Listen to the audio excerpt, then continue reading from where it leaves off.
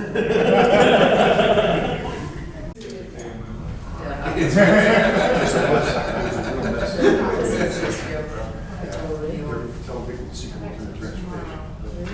you go back to the neighborhood? Oh, yeah.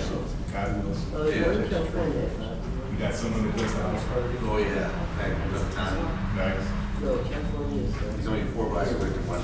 That's what counts. Yeah.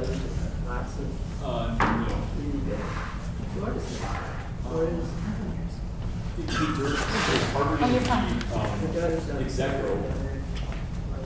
Okay. Pretty good. Oh. Would be on the consent, next consent. Do you need me to draft it or do you get like numbers? Oh, it's all right. You got it for March.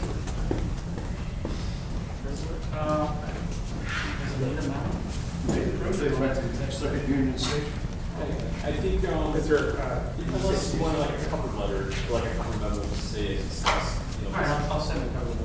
Okay.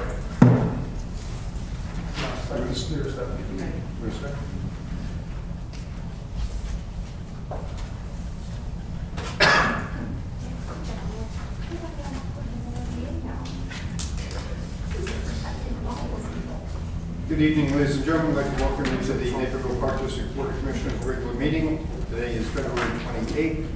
Time is 6:30. Please rise for the Pledge of Allegiance. I pledge allegiance to the flag of the United States of America, to the republic for which it stands, one nation, under God, indivisible, with liberty and justice for all.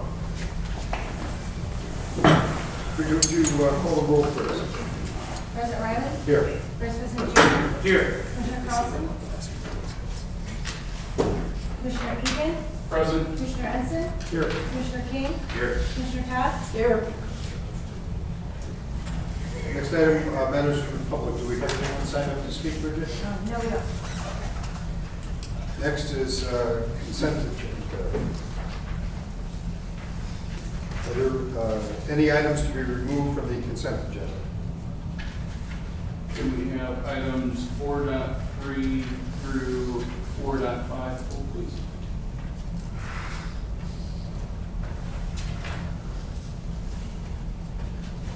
Move to accept consent agenda items 4.1 and 4.2.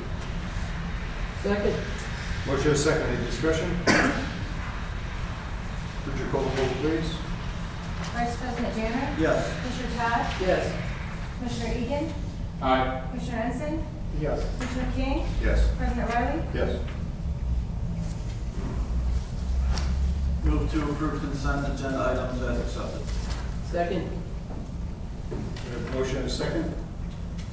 All in favor? Aye. Opposed? So carried.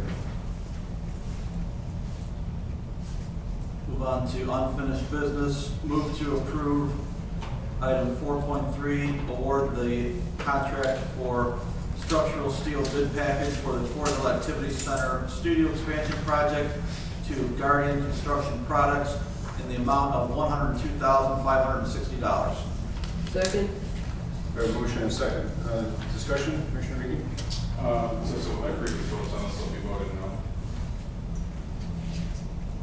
Any further discussion? Would you call the roll, please? Vice President Jr.? Yes. Commissioner Todd? Yes. Commissioner Egan? No. Commissioner Ensign? Yes. Commissioner King? Yes. President Riley? Yes. Move to approve item 4.4, award the contract for precast concrete bid package for the Fort Hill Activity Center studio expansion project to Duquesne Precast Incorporated in the amount of $209,802. Second. Motion and second. Discussion, Commissioner Regan? I'll be voting no again. Any further discussion? Would you call the roll, please? Vice President Jr.? Yes. Commissioner Todd? Yes. Commissioner Egan? No. Commissioner Ensign? Yes. Commissioner King? Yes. President Riley? Yes. Move to approve item 4.5, the second amendment to the Executive Director Employment Agreement. Second. Motion and second. Discussion on the motion, Commissioner Regan? I won't be supporting this. I don't think this is something that we should be allowing Ray to do. I don't like acknowledging that he may be out of work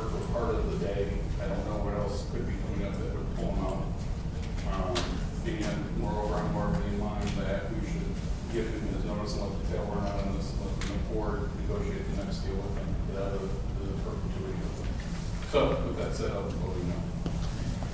Any further discussion? Mark? Yeah, having quite a bit of experience here, I would like to at least say that, you know, before Ray became executive director, it was like a revolving door for executive directors here. And he has put a tremendous amount of stability into this position. He's got the support of the staff. At one point in time, I think just about everybody on the staff was ready to leave. And also have provided them with leadership positions. By that I mean has allowed the staff to become more visible to the community, found ways to get them involved with community activities so that they're much more well-known. Bailey. So I will support this amendment because I think Ray has done a tremendous amount to support the Naperville Park District. Thank you. Any other discussion, comments? Yeah, I would echo what Commissioner Todd said. I spent a lot of time studying all different types of organizations in the private sector in particular, and one of the critical success factors of any organization is executive leadership and leadership at the top. And in the case of Ray Gurry, I think he's been an outstanding executive director for the Naperville Park District, and he happens to have a very unique.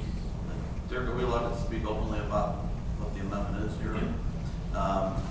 With regard to the ALICE training and the active shooter training, so to speak, he really had a unique skill set, and I guess I use the word gift, a unique gift that no one else or not many other people have regarding this type of training. And if he can convey that to other agencies, organizations throughout our area, I think that benefits not only our home community here, but our surrounding communities. And I think that is a gift that he should be permitted to share with others, and not something where we need to keep him on the, lockdown, 9 to 5 lockdown here within the so I'll be supporting it as well. Any other comment or discussion? Okay, would you call the roll, please? Vice President Jenner, Yes. Commissioner Ensign, Yes. Commissioner Egan, No. Commissioner King, Yes. Commissioner Todd, Yes. President Riley. Yes. Next item is new business. We have none, so we'll move on to discussion items. 7.1 is the 95th Street Community Plaza. Eric, I believe this is yours. Yes, and there's actually several facets of this discussion item. So starting first, I'd like to talk about an intergovernmental agreement. This is something that we touched on August 23rd of last year when the 95th Street Community Plaza presentation was shared with the Park Board. And it was identified that there's a portion of this project to the north that is located on 95th Street Library property. And with that being said, when the project would be built, as well as maintained over the years by the Naperville Park District, there would need to be a land use permit. And that would be in collaboration with the city of Naperville, as well as the 95th Street Library. And then also with part of that, we recently discussed with Dirk and the city legal and staff, it came up about the farmers market event that also is held at the 95th Street Library parking lot. So the thought is to tie all this into an intergovernmental agreement and have these land use permits, the horizon for the time frame for the building and maintaining the portion of the 95th Street Community Plaza on library properties, 30 years. And then for the farmers market permit, it is 3 years and renewed automatically unless there's any need for discussion. But the idea is that the farmers market permit will allow staff in the park district and the library to determine the best locations within the parking lot on an annual basis. So in a way, from my perspective, this is housekeeping, but I want to present it to you because this would be something that would be included part of the ordinance for consideration and approval at the March 14th. And this came out the first couple of months ago, correct? Yes, yeah. So this was something that we talked about early on in actually last August in the project, that we would have to come to you at some point to talk about this. And so thank you to Dirk, working with the city attorney and getting this wrapped up. The intent is we need to present this to the board as well as city council needs to present it to, or the city staff needs to present it to the council, as well as the 95th Street Library staff to their board before the project starts, which is planned for the city. And knowing, Eric, that anytime you say that there are a few components you're going to be talking about on a particular item, just ask if there's any questions on this before we move on. No? Okay. So the next item, as it relates to 95th Street Community Plaza project, is the project itself and the scope. And as you may recall, on October 25th of last year, I had a chance to present at a park board workshop the comment cards that we received from the extensive outreach relating to the project. So we had kiosks at the 95th Street Library. I had a chance to visit 3 farmers market events and talk firsthand with residents about the project.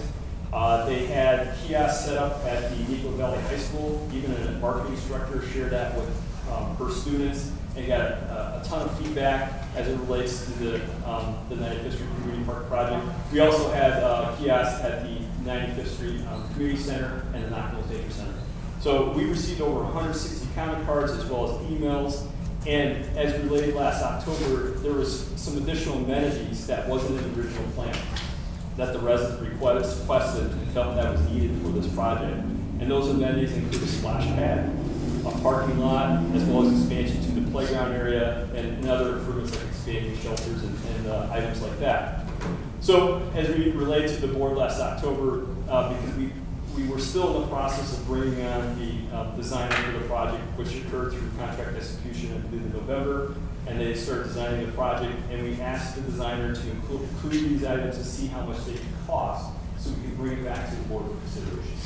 So yesterday, and we also worked with city staff and engineers to make sure what was being proposed as it relates to these additional amenities, such as the parking and splash pad, expansion to playground, that it complies with code requirements as well as engineering requirements.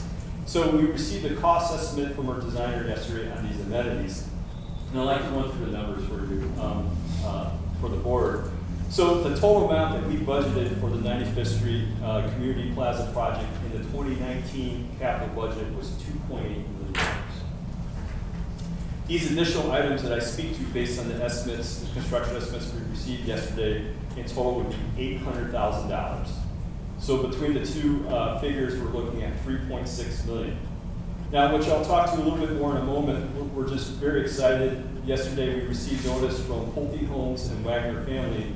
They're willing to give the Park District a voluntary cash donation. So this is above and beyond land cash that would be required by city ordinance of roughly $200,000. So if you look at that, plus the Wagner subdivision land cash donation of $2.86 million, if you subtract those two figures from the 3.6, the remaining balance, the difference, would be $540,000. So initially, when we received the information yesterday, and as we identified earlier, we're going to bring this back to the board, so we figured this was an ideal time to share the numbers and where we're at with the project. And so we thought, well, can we cut anything out of the project? So we looked at, there's an outdoor classroom up by the library site area, and we figured that might be a good phase two. So we kind of shifted that out of the budget that I just spoke to. Also, there's a conversation about maybe pulling a section of the plaza down by the retention basin. That could also be a phase two. So we started cutting things already, but the numbers I presented is what we felt, what we received from input from the residents that was needed for the project. So then we thought, well, what about funding to present to you this evening? And one of the first things that came to mind, and you received in your February 14th packets, was our land cash report, our annual report. And what it identifies right now in our land cash account, there is $4.2 million. And note that this is in addition to the $2.86 million for the Wagner subdivision land cash. That's going to come later this year in 3 installments. So the 4.2 is separate from that. And it's for projects just like this that serve the entire community. And as we all know from discussion of land cash funds, they have a 10-year expiration date. So the time we receive them based on city ordinance, the whole purpose of the funds is to build parks and recreation to fulfill the needs from our community for new subdivisions. And so knowing that 4.2 cannot sit there forever, it has to be utilized and spent for parks and amenities, we figured that would be a good source of funding for this additional $540,000. There was a consensus from the board tonight to include that as part of our project. Okay. No, that's Kind of a not- lot to assess here. So, questions, comments, thoughts? Bill? So that was a lot of numbers being thrown around, they're not in our thing. But it sounded like we were at 3.8 million going forward. Is that correct? If you do not include it's the 2.8, actually with the 2.8 and 800, you're at 3.6 million. And then how much have we spent to date? Well, these are all in figures. So today we probably spent in consulting fees with the contracts previously approved, maybe $20,000-$30,000. No, but does that include like when we made the pretty pictures and did the first presentation? The first phases, yeah, that was all part of this. All So that's all in 3 point. So that's pretty consistent, if I recall, with the number that the designers threw out when they did the first kind of song and dance, right? Yeah, so the presentation that the board provided us on August 23rd, or that was provided to the board from the consultant, it identified the plaza portion of the work at about 2.8 million. And then there were various phases. There was a trail phase, there was a streetscape, roadway improvement phase, and those phases we identified could be done in the future in collaboration with other partnerships if they, if the time was right and they had funding available.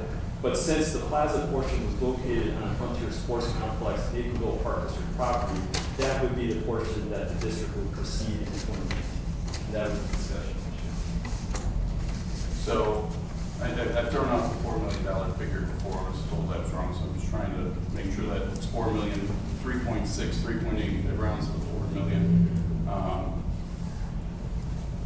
But the folks, I've never seen 95th Street or the splash pad. Now, the splash pad would probably be connected to a pool. On the questionnaires that we send out every 3 years, pool's number one, water's number one. Why are we still doing 95th Street? Take the money, shove it down into Wolf's Crossing, and put in a pool for the residents, which is what they've demanded constantly, consistently, in the voice position. If I could, just as your point of clarification, I don't see how 3.6 million rounds to 4. And the cost of the splash pad would be minuscule compared to the cost of indoor water. Continue. Round the millions, $1 million bucks. I don't know, I've only spent 20 years in finance, so. Pretty rounded. So I don't get why we're expanding and we're putting more into this. That's only gonna be used a couple seasons, right? It's still all outdoor, it's not undercover. If it's raining, it can't be used. And you did hear the number of comments that we got from the public on this. 160. How many comments do we get from our significant study that we spend, I don't know, 30, 40, 50 grand on every 3 years? More. It's apples and chainsaws. I agree to disagree on that point. Okay. They're paying money to get a study done that's statistically significant and supposed to guide us, and then we have comments from specific. Comic cards are different than this. Any other? I'd asked Eric some follow-up questions. I saw the initial email on this come out. My first question was, what could we possibly cut to get back to the original budget? And obviously, Eric answered that today. In terms of Eric, just following up on the previous conversation, if we came back and said, all right, we got to cut something, what would you go to first? The classroom, you've already said that's phase 2. And what if we said, okay, we got to cut something, what would you go to in terms of something that would be first? We would probably have to start looking to downsize some of the amenities that the residents like the splash pad or play area. It's really difficult, like there's a parking was one of the, with all the amenities was one of the, when we see the comments, and one of the really needed amenities really busy day, you really want to have that parking place. It has a turnaround drive and then, you know, a drop off as well for fire access, and helps our meeting staff. So, you know, we can't cut that, and maybe cut down a little bit on the landscaping, but we already tried doing that. So I would say probably just shortening, shrinking down some of those amenity spaces, but knowing that the residents who we met with, you know, they were really looking at, you know, they're going to notice and say, the next thing they're going to ask is, when can you put that in? And Aaron, during those phases, is this, the classroom, is that still part of the 3.6 million? No, so the classroom is, these additional phases, it's like, let's say there's a donor in the community, let's say another organization says, you know, we have some money and we think this would be a great opportunity to partner with you, and all of a sudden, you know, through a donor or through a grant, you know, there's an opportunity. But by having this master plan, we can kind of, you know, kind of pick and choose as we go on, once we get the initial phase done. So these additional phases are above and beyond outside of this. This is just to get the portion built, the plaza portion built on Frontier Sports Complex. Commissioner Todd. Yeah, first of all, I think it's important to incorporate suggestions from the community in this. We only have one splash pad in all of our parks, and that's located actually in neighbor settlements that we partnered with them on. So I think it makes perfect sense to put something like a splash pad down in that area. I would also be careful about downsizing anything like a playground. If we really want this to be a gathering point, just look at the amount of use our JC's playground gets at Centennial Park, and I would expect the same amount to be used down there. So I would hesitate to downsize something like that, because we want the community to come and use it. As to the question of land cash, I think it's an ideal use of the land cash ordinance, because it will benefit a significant part of the community. And we need to put those into projects, different types of projects. And I think this is one that would work very well. I'm trying to understand why Wolf's Crossing people are so much more important than the people who live in the rest of town. And I think for most people who live in town, 95th Street is way closer. And I know there are some people that are between 95th Street and Wolf's Crossing, and there's nobody really southwest of Wolf's Crossing that are residents. So to me, I'd rather serve a larger number of residents with, and then that's it, is that we have residents going through this area every day. They're going to the library, they're going to the high school, they're going to our parks and that. And so because they're already going there and they've been kind of waiting for this all this time, I just can't see how people over the corner, I don't know who those people are, that they're so much more important than the 99% of the stuff, probably live closer to 95th Street than to Wolf's Crossing.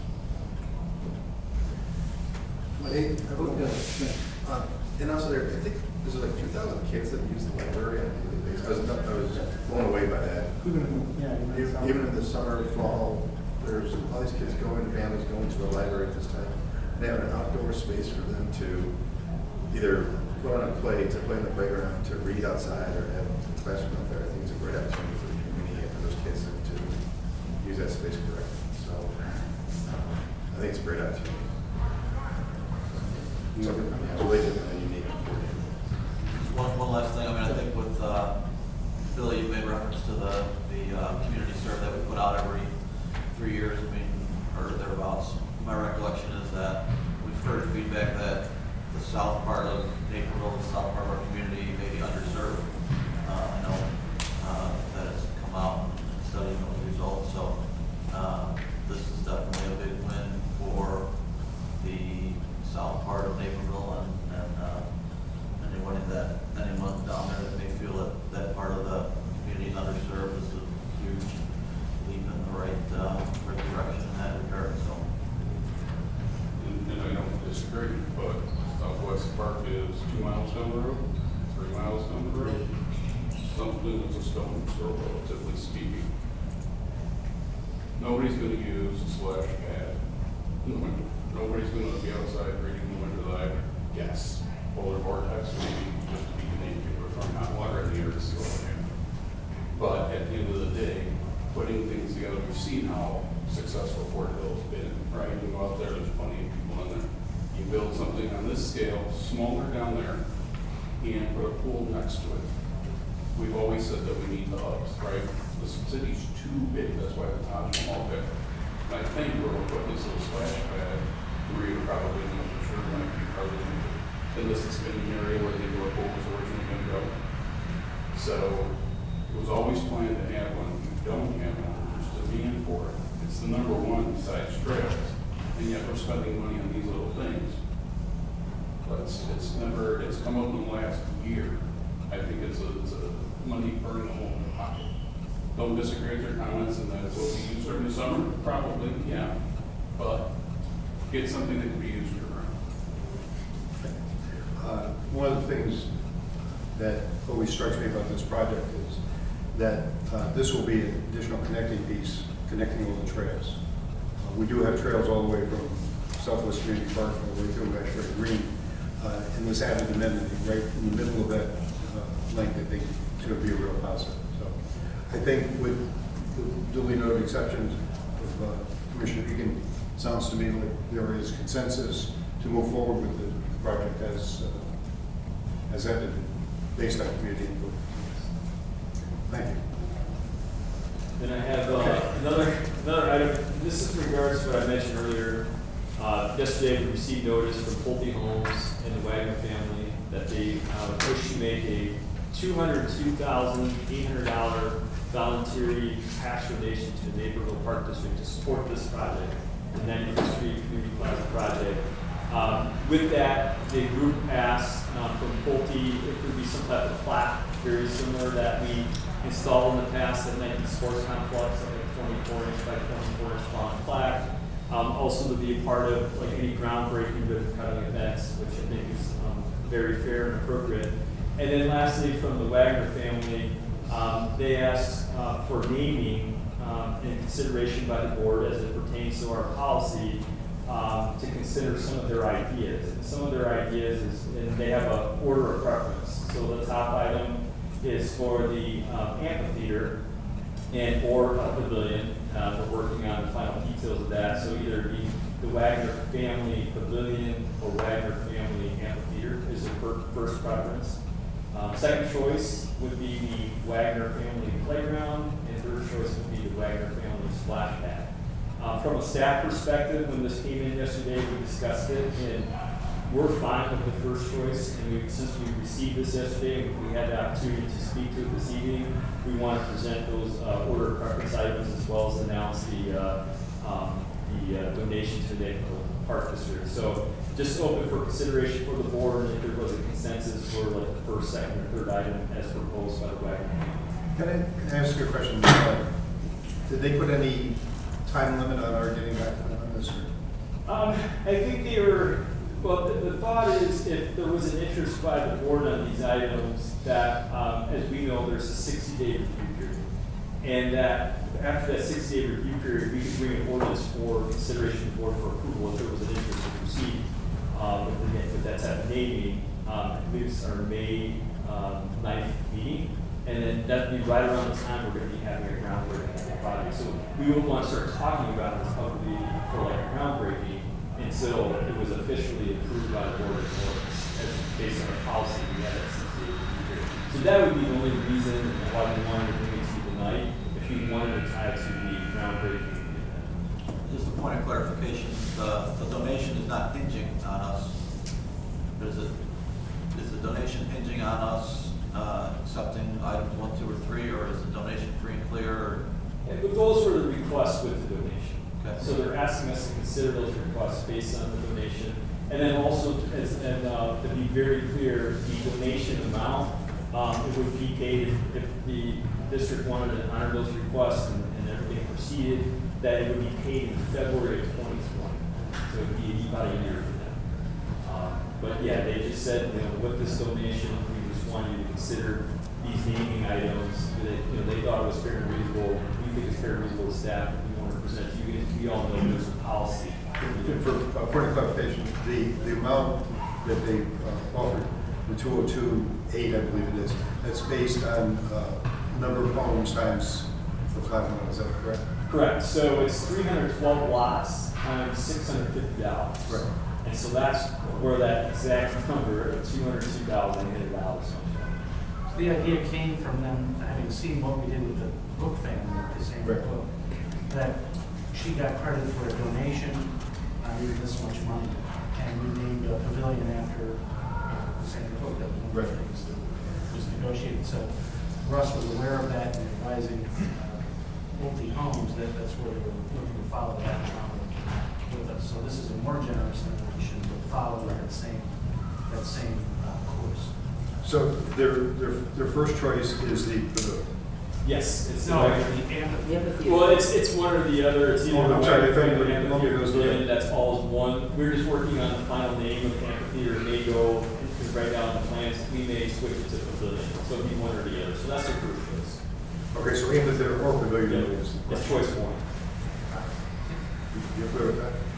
Yeah, it's an instructional space that will be used not only by the park district, but by the libraries. It's a seating space.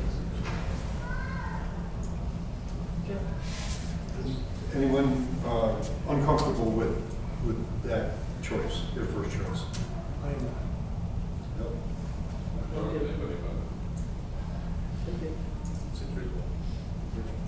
Yeah, no, and I think obviously we have the waiting period, the 60 days that you Yeah. described, so. Yeah. So you won't see an ordinance on this until the May 9th meeting, so there's that review period, and we'll go from there. But we'll let them know that we discussed it with the board tonight, and that the requests were made, and that there's consensus with the board on the request, and we'll go. One last question, I'm sorry. Can we somehow make the execution of the donation tied? I mean, is there a scenario where we would move forward with the naming, approve it, and then the donation would be pulled? Yeah, we'll make it all tied together, we'll do Right. an agreement around it. Okay. But in general, we don't expect to be using the area till the spring of 2020, so Right. we're not gonna, there's nothing to or use or not use named Wagner family anything until that spring. Right. So we will have the money in hand before we're doing that. We'll just have done the groundbreaking, but not the ribbon cutting. Right. Okay. Thank you. That's it. That's it? Just for that. Okay, okay. All right, the next is playground renovations. Yes, so we just wanted to report to the. Oh, I'm sorry, no, Black Park improvements, that's to table that. We'll table that. Short table. Thank you. Okay, so the playground renovations, we just want to relate to the board. We put out to bid the Heatherstone Park and Three Meadows Park playground renovations. We received bids today. Between the two projects, a total of $370,000 has been budgeted, allocated within the 2019 capital budget, and that we plan to bring contracts to the board for approval on those playground projects in March next month for consideration. So these are renovations, involves removal of existing play equipment, site furnishings, as well as installation of new equipment. As reported earlier, not only did we have the open house last summer, but earlier this year we had that online equipment selection, and so residents were able to pick the equipment for both of these playgrounds. So those selections were incorporated in bids that we received today, and we plan on bringing contracts to the board in March. How old is the Heatherstone Park? It's about, it's at the 15-year life cycle mark, so which seems really interesting because when we built it, and from that time, and improvements, but it's toward the time frame of the renovation, and actually that was moved up, and Kevin, correct me if I'm wrong, in the schedule from Parks Department staff conducting the audits and inspections, so it's probably less than that. Yeah, we review the playground program every year. With our inspectors, and we determine if they can go 1 or 2 years more, or some at times have to be moved up. Questions? Thanks. Anything else? The next is Nike Sports Complex pickleball courts, sports lighting. Yes, so we wanted to report that this is another item within the 2019 capital budget, a total of $150,000 allocated. As we all know, the Nike Sports Complex pickleball courts were developed last year based on resident input, and shortly after they were built, the first thing that we heard is there any possible way to add sports lighting, to extend play? And so we were able to incorporate it in our 2019 capital budget. We also look to, we do this quite often, a purchasing network. Purchasing network in this case would be Sourcewell, where we can acquire the lighting system and the uniform system that we have in use from Muscle Sports Lighting. And so we already received a price through that purchasing network, so it doesn't require a competitive bid, it's already competitively bid through the purchasing network, of $101,220. And so that's well under the $150,000 allocated. And so we plan on bringing that for a contract to start building and installing the sports lighting in Nike Sports Complex pickleball courts, to bring the contract to the board at the March 14th meeting. The intent is to start construction this spring and be done by July. Okay, so annual financial policy. After all that exciting construction to financial policies. But this is our, so what we've done with this so far is the Finance Committee met on January 21st and went through all of our policies. In your weekly packet on February 15th, hopefully you got that and a chance to look at our policies. I just provided the red line copies. And then tonight, I'll just go through it, answer any questions that you have, and if everything is a go, then it would be on the board's agenda for approval in March 9th. So I'm not going to go through each policy. There's a couple where we've actually had changes, and the other are minor, just clinical language, a couple things here and there, but happy to answer any questions you have on any of the policies.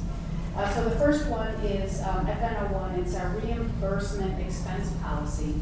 And this, the changes in this policy are to reflect a new state statute that went into effect. That basically, it's the Employee Reimbursement Act says if any of our employees are using any of their own personal equipment, say for example computers, cell phones, that for business purposes that the district would be required to reimburse them. They put that on paper. Our situation here is we are, and that you need a policy for those organizations that don't have one. Our policy is pretty tight. We've had it in place for a long time. It goes through already what we reimburse for, and mileage, your typical things, conferences, and travel. What we do is we do provide for those people that need it. We do provide district cell phones, district computers. Even if they don't have their own computer, they have access to a bank of computers. So because we're providing all of that, if someone chose to use their own computer here or their cell phone here, we would not be reimbursing them for that. It's just for the one or two offs if someone uses their cell phone occasionally. If they want to, they can submit proof to us and documentation of what that cost would be for that home call, and then we would reimburse them. So really, it's not changing our practice. Both Dirk and another attorney at Salt Lake reviewed this. Kate worked on it, so we're pretty comfortable with the that we're going to be obviously meeting what's required of us.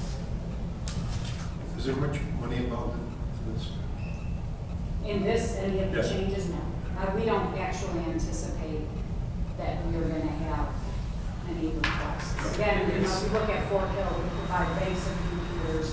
Those people that need cell phones to do their jobs have district issued phones. Really, it's mileage that we do for some folks if you don't have a district vehicle, which is most of us, and then reimbursement, just as it is for the board for travel and conferences. Here we're caught up in the dragnet of the private sector. There's all sorts of issues about employers not reimbursing, yet being requiring employees to be on call 24/7 and all the rest. We already have good expense reimbursement policies in place. The language we're adding in some ways is prophylactic to comply with the statute to make sure we're never eligible to be penalized. The statute carries with it the opportunity for penalties if you don't have a policy and do it by setting it this way. We're pleading we're reducing the risk of us ever being penalized, even if there was a dispute over who owe me for this phone call, whatever. We've eliminated the problems that would get us into a penalty situation. Thank you. And then the second policy is our fund balance policy. We had talked about this before. And the changes, proposed changes in this policy is we talked about before, mainly revolves around the golf fund. What you will remember, we have a separate golf fund, not an enterprise fund anymore, but it is a standalone fund on its own.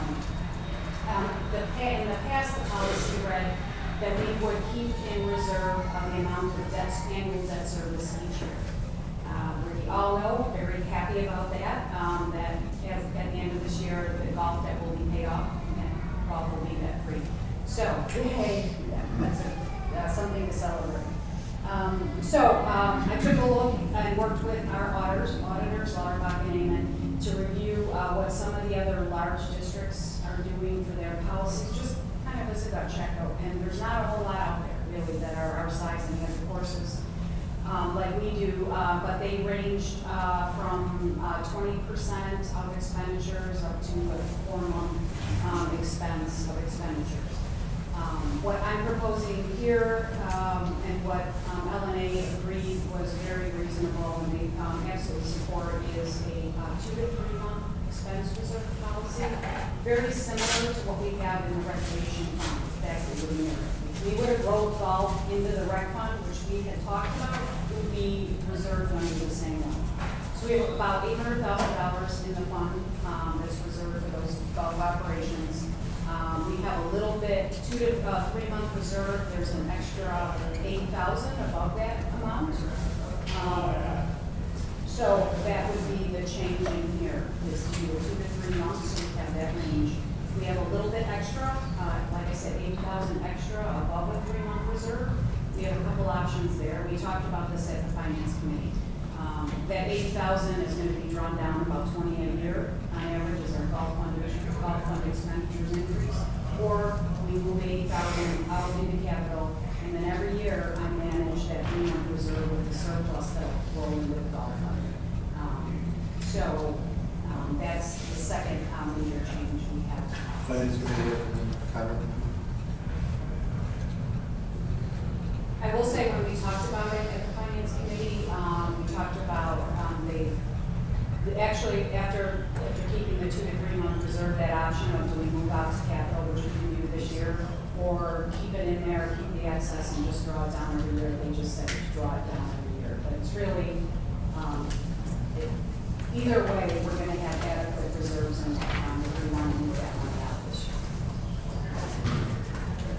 Other than that, unless there are any other questions, as you read through the cover, all of our other policies, there were no, just some cleanup items, no major changes of anything, purchasing, investments, e-card, our procedures, bond rating, our disclosure policy, where I had, where I could get independent external input. Our money managers were involved, our bond counsel was involved in reviewing all of our, the policy that related to them, and then also our industry.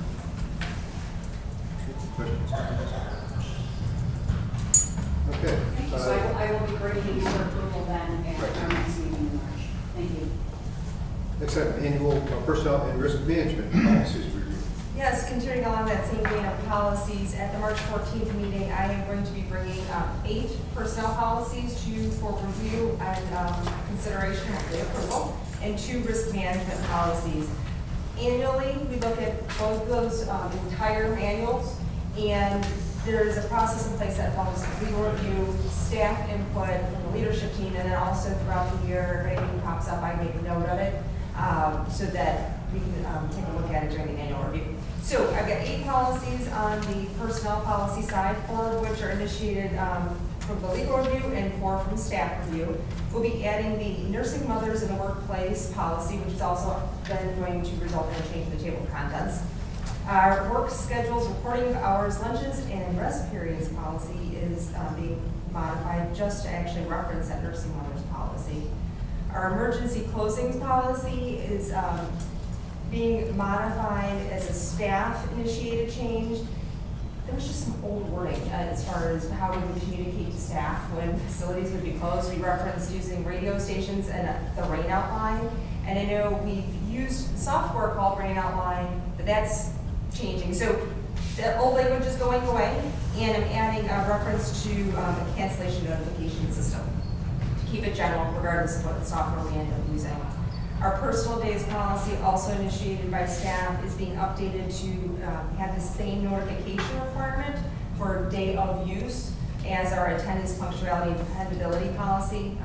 Staff is requested to call within 2 hours, and it was 1 hour in that policy. Our military leave policy is being updated, and that is a result of the legal review. And we're adding reference to the Illinois State Guard, Illinois Service Member Employment and Reemployment Act, and federally recognized auxiliary of the U.S. Armed Forces, and an established limit on the number of days an employee compensated for leaves for annual training, and it preserves the right to evaluation ratings no less than the ratings earned in preceding leave. So if somebody is around for performance appraisal, those ratings will at least maintain at that same level.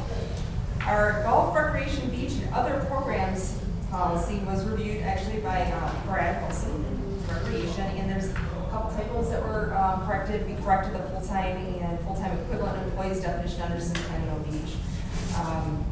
Our travel, vehicle, and shared use equipment policy was actually updated to reflect Sue's policy of 901 reimbursement policy. And then Samira and her team reviewed the social media use and social networking policy, and again, there was updates of terminology. We added images and videos, and then blogs was removed to change to social media and websites to try and stay current with times and not convert to 1990. On the risk management side, super simple, I'm not going to bore you guys to death. We're changing the meeting frequency from quarterly to several times a year. And under our driver policy, on vehicle operation in that section, item 18, we're adding reference that supervisors need to approve whether or not staff can use headphones or earbuds when they're operating equipment. So you'd like to listen to these words. So that is it. Everything will come to you for approval on the 14th. Any questions? Yeah. Can they use headphones in your phones? In some equipment they can. Obviously, they gotta wear ear protection, hearing protection. They can. So, yeah. They actually sell headphones now that provide the required.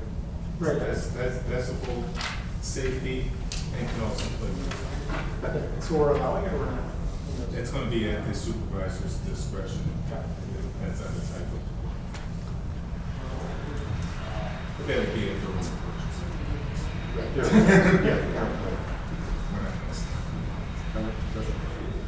Thank you.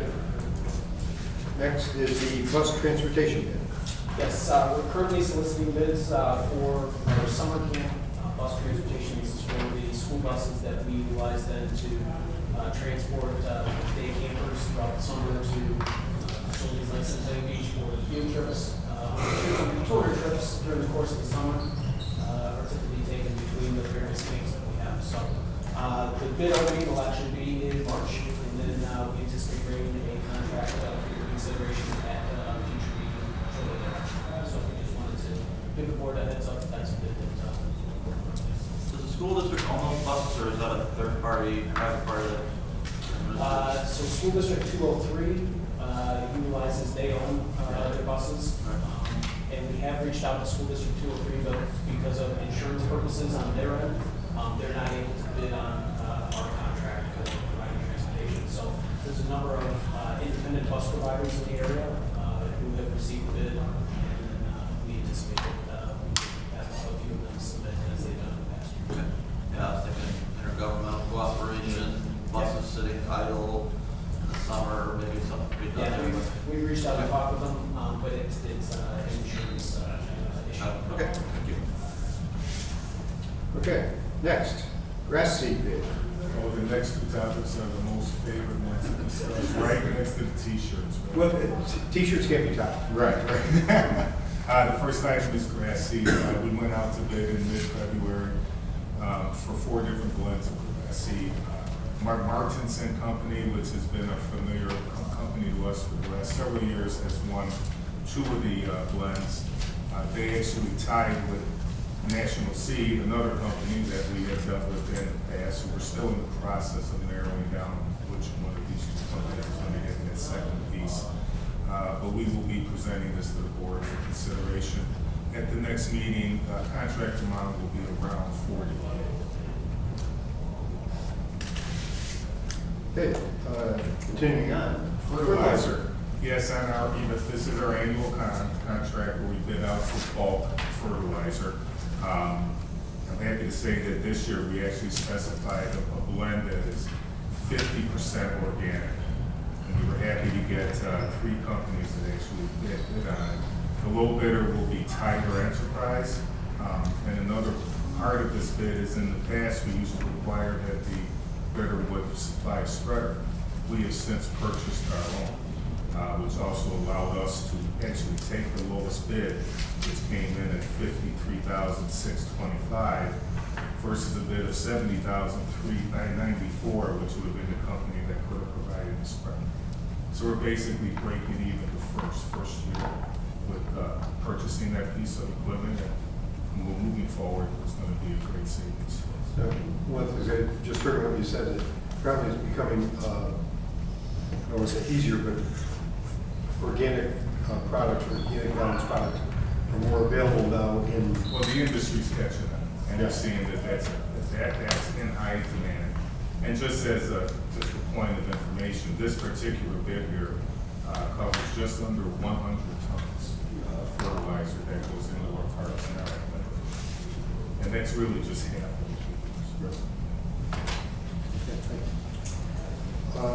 Next item, 710, 2019 land conversion. Yes, you're familiar with the strategic plan. Land conversion was one topic. We are beginning this process in 2019 in collaboration with Eric and his team. And we met a couple of weeks back to talk about how we roll this out. And staff recommended that we use the term park meadow project, because that is actually what we're doing, is converting turf grass to low growth prairie and wildflowers to help with collecting stormwater and other areas that naturally hold water in storms. So this will not come to the board for approval because it will be under 25K. We wanted to make sure that you all were aware, just in case you see this in the press, you may feel a phone call. It's 9 parks, just under 8 acres total. We will be mailing out letters to all of the neighboring people that are around these parks. And we're offering them to give me a call, or whomever, if they have any questions. And that 711 equipment purchase control, John Deere sprayer. Yes, both departments will be requesting approval, purchase of a boom sprayer in the amount of $36,900. This will be replacing a piece of equipment that was purchased in 2003. We have sure we've gotten our work out of this piece. This newer piece of equipment is very similar to 300 sprayers that we use in parks. It's highly effective. We lose very little product, if any. It's computer generated. You punch in the blend, and it basically runs itself as far as the discharge. So we'll be putting that in the agenda for consideration. Thank you. Next item on our agenda is future meetings. Please. Regular meeting of the Board of Park Commissioners, March 14th, 2019, 7 p.m. Municipal Center, Council Chambers, followed by a regular meeting of the Board of Park Commissioners, March 28th, 2019, here. Next item on our agenda is adjournment. Move to adjourn the February 28th, 2019 regular meeting. Second. A motion and a second. All in favor? Aye. Take roll.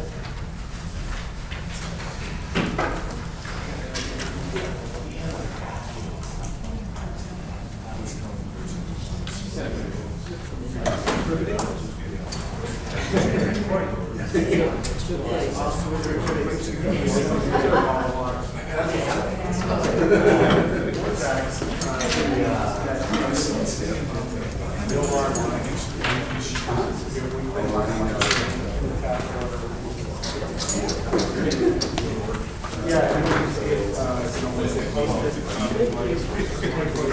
Yeah.